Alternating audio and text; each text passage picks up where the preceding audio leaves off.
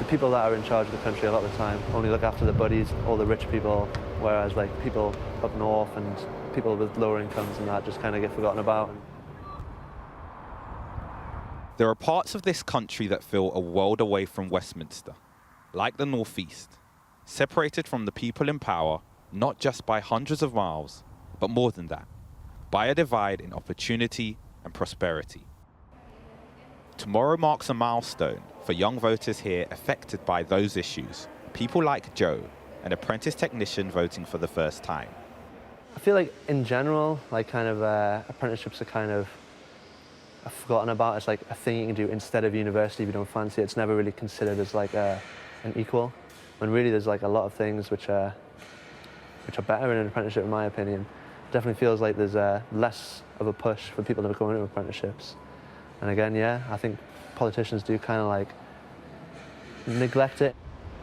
There will also be millions of young people with little belief in the ballot box, like 21-year-old Daryl from Middlesbrough, who despite wanting change, won't be voting. Well, I don't really vote because I don't fully understand politics. I think politics really should be disability friendly. Life's been difficult for me and other disabled people. So for me, I think there needs to be more funding in place. Daryl is waiting on spinal surgery, meaning he can't work. He volunteers here at Scope and also his community radio station. But he feels like he's slipping through cracks politicians simply do not see.